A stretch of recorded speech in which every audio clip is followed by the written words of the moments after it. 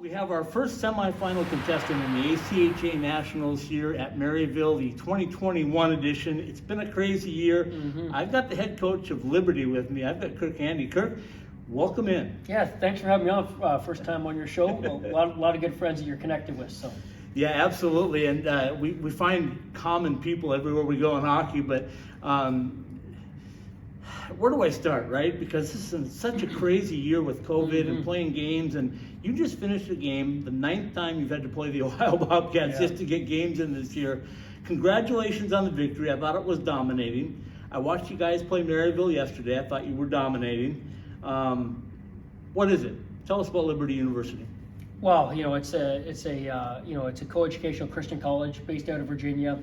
We're real proud of our ACHA programs. Our women's teams in the Final Four, our men's Division II teams in the Final Four, and now we've joined them in the Final Four as well.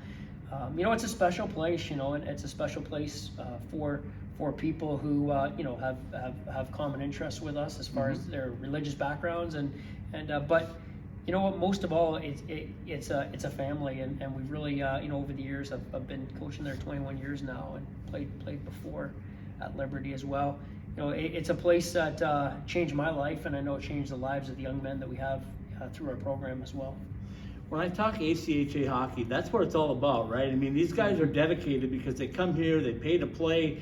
It's not a scholarship thing. It's not a pat you on the back thing. It's you come here because you love hockey, you love your university, and you want to exceed. Yeah, and so we liked that model so much that we decided to add a second men's team, and then we added a women's team, then we added a third men's team, and then a second women's team. So yeah, we're huge on the ACHA. We have over 100 student athletes involved with it on our campus, and it's been a great experience. I don't care if you're talking to a guy on the Division II or Division III team or the women's team 1 or 2 or our team. All of them have had a great experience through being able to go to Liberty and be a part of the ACHA as well. Okay, I want to get to this tournament in a minute, but I have one thing to ask because Grand Canyon joined the league, and they went up very quickly to D1. And when I'm in the West, and I'm a graduate of both UMD and Grand Canyon, so I've been around a while. My last one was at Grand Canyon, but what would you tell the guys in the West when they're starting a program and they want to excel to your level? What's the key to doing that? Perseverance. Oh, good word. I would say,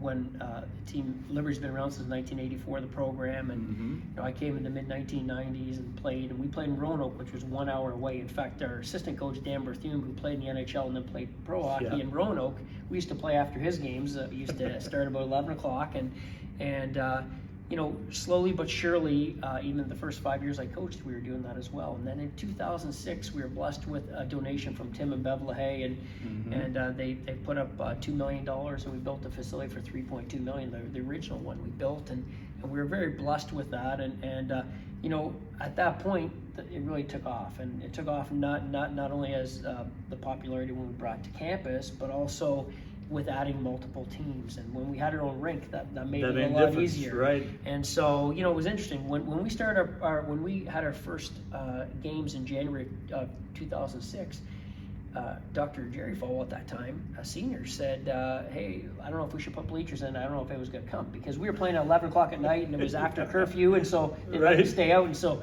but by about the fourth game, when we had them deep, 10 to 15 people deep, he said, well, let's get seats in here. So we added, the original building, we had about 1,200 seats and 1,000 standing room. And then in 2014, we added a larger addition, and we're now seats 3165 seats, and standing room for about 500.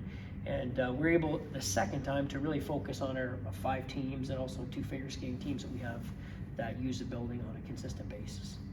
Okay, so let's jump back to this tournament, right? You have to battle to get here. It's kind of a different way of rankings. You didn't really know where you were going to fit in. You get a 10-15 yesterday. You get a 10-15 today.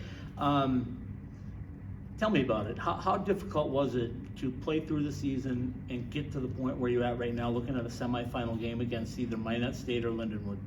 Yeah, it was funny. I heard one coach say that after the season he's going to take a little time off because he's changed his schedule so many times. And all the years I've been coaching, I've never changed the schedule even 10% as much as I changed it this year. And so it seemed like every weekend we were changing, and it was weather, COVID, things going on. But in the fall, we scheduled a bunch of games, and then we limited down to 3, and then we were playing Indiana Tech, Adrian, and then Indiana Tech had COVID, so we had to play Adrian twice, and so it was a lot of that. In fact, one of the most interesting, John Hogan, he always tells me I need to thank him, but Maryville was coming out, and then that last minute they said they couldn't. And that week on the Monday, I was having lunch with a good friend of ours, and he, Brett Riley from Long Island, called me and said, "Hey, we're coming down to play a Friday, Saturday." So nice. That ended up being a huge blessing, and a huge blessing through COVID that we're able to do something like that. So but it was hard. Ohio was very, very good to us. They played us 8 times. It was good for them. It was good for us. A lot of times seeing each other, but I think both programs mutually saw the benefits of doing that. Yeah, absolutely. Well, you got into the semifinal round now. Now you get old foes. You guys that have been here before, whoever it is, whether it's Lindenwood or Minot State. But any thoughts on either one, who you prefer to get? Oh, not really. I put you on the spot now. Rick and Wade are good friends of ours, and they've been around for a while, as well as Gary. At Adrian. So we aren't too concerned about who we play. When we came here, we had these things that we gave our guys, and we wanted to represent staying together, and it's all about us, and what we're doing. I find if you get too focused on the other team or what they're doing, it takes you away from what you want to do. So we have an excellent coaching staff, blessed with Jeff's been with me 15 years now, and Dan's been with us 7, and Jonathan's played for us, and then coached with the women's team, coached men's Division III, and now he's coaching with us for the last couple of years. So very, very blessed to have great personnel around us. Our strength coach and as well as our athletic trainer and stuff, who take good care of our guys and keep them in good shape, has been a huge blessing for us during COVID. Okay, I'm going to give you 3 words to end it on. You tell me what these 3 words mean to your program. This is what I saw. Yeah. Okay? I saw experience, I saw depth, and I saw team. Let's start with experience first. Yeah, well, we've, I think 2 years ago when we played, we've been having problems getting by that first round, and the first year, 2 years ago, we won the first round against Arizona. It was an 8-9 game, and thought we approached the game really well and were able to advance past them. Played Lindenwood the next game. Right. We went up on them, and then they went up on us 4-1. We battled back 4-3, lose the game. A lot of the same core of guys was there. Now last year we lost a strong group of seniors, but I think the majority of guys from having that experience, and not only from just getting the national, but getting and winning a round and getting into the second round was big for us. And so I think when it came down to the tournament this year, especially last year, we were in a good spot going in. We thought we were number 2. We had beat Adrian at home. We liked where we're at, and then the season's over with. So, I think that fueled us and has allowed us to achieve the success that we've had so far. Okay, just talk about the depth, because I watched you roll lines one after another, and I didn't see you miss a beat. Yeah, we've been very blessed with depth. I think that all the guys we have on our team, we carried 14 forwards this year. We have 1 guy injured, so we've got all 13 forwards in right now. We have 8 defensemen, and we have 6 in right now who are all doing a great job for us, and our goaltending's been excellent. But the experience of the goaltenders, I think, has been big for us too, and we've sprinkled the freshmen throughout, right? And so I think when you rely on the freshmen, where you have them like a whole line of freshmen, when they get here, it might be trouble as far as them getting prepared, not only prepared but then focused, and then getting the jitters out quick.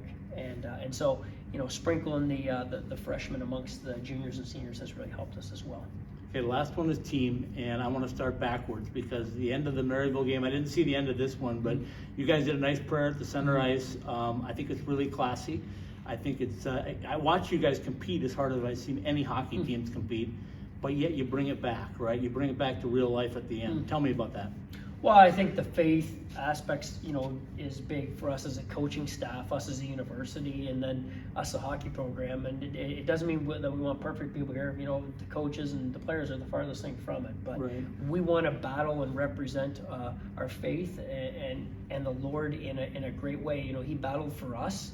All those, when he died on the cross for us, and because of that, we have the opportunity to play hockey. We have the opportunity to battle hard and to represent our faith. And I think, for the air teams, we always want them to know, hey, we're going to battle you hard, and we're going to give you everything that we got. But at the end of the day, hockey's a game, and we all love it. But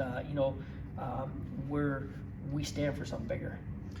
Kirk, I appreciate the time. Good luck the rest of the way. It's thank you. Coach Powers, our mutual Yeah. friend, tells me that this is the hardest hockey tournament to win ever at any level. You've been through it now a little bit. You got the drive for it. You got a couple more wins to go, but good luck, okay? Yeah, thanks so much, and thanks for having me on. Absolutely.